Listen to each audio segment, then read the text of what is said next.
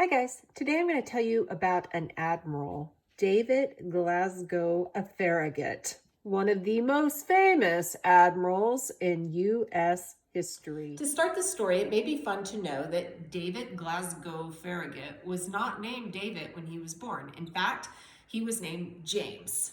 His dad, George Farragut, was also not named George when he was born in Spain.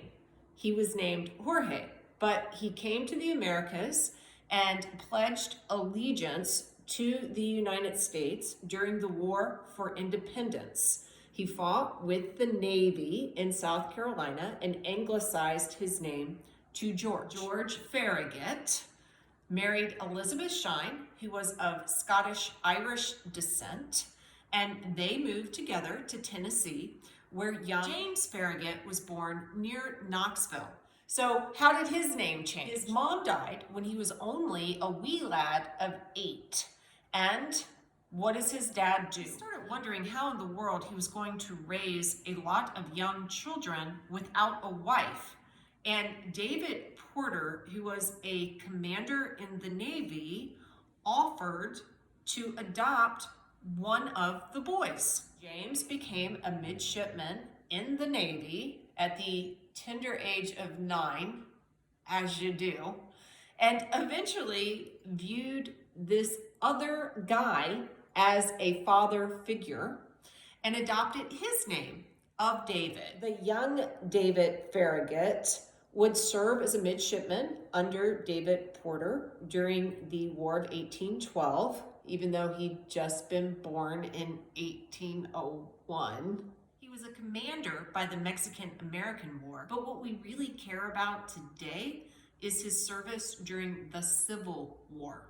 When the Southern states started to secede from the Union, Farragut thought they were acting in a treasonous manner, even though his dad had once served with South Carolina. Even though Farragut and his family lived at that point in Virginia, even though he had been born in the slave state of Tennessee. It did not take too long for him to secure the trust of his fellow officers, and Farragut then ended up being in charge of Union blockades of southern ports.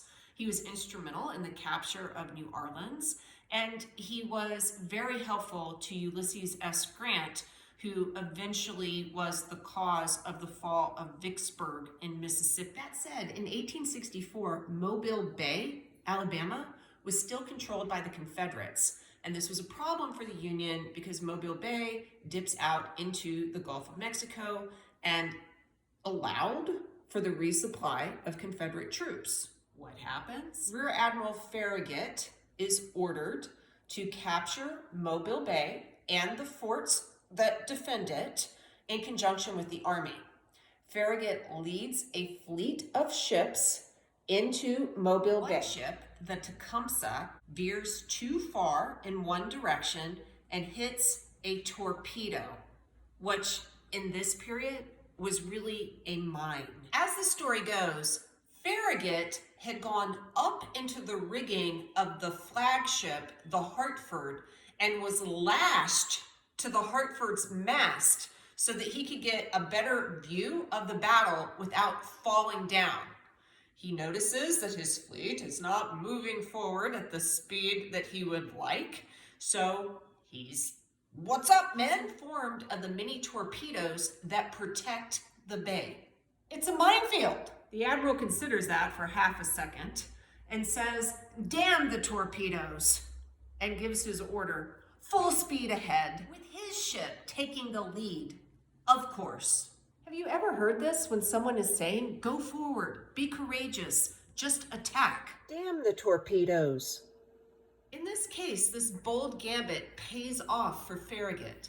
Despite the sailors of the CSS Tennessee, the only ironclad ship that remained to defend the port, decided to take on the entire Union fleet until it was reduced to a smoking mass of metal. Whatever one thinks about the overriding causes of the war, which were immense, Individual acts of courage within the ranks of both the Union and the Confederacy were common throughout the Civil War. The Battle of Mobile Bay is significant for all sorts of reasons, but one that I don't want you to miss is that it took place in August, right before another presidential election. At that point, it was still not certain that Abraham Lincoln was going to win what was a hard-fought political contest between himself and a man who had formerly been a Union general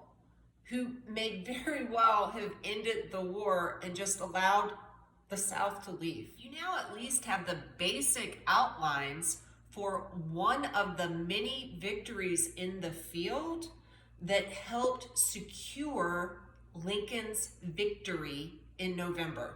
You also know a little bit more about a man with whom a lot of Americans no longer have familiarity, which I don't totally understand because, to be honest, he was super famous at the end of the war. Congress created a special rank just for David Glasgow Farragut.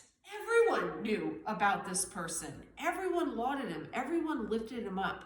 And when he died in the early 1870s of a heart attack, still in service, he had a funeral train in which over 10,000 military men marched.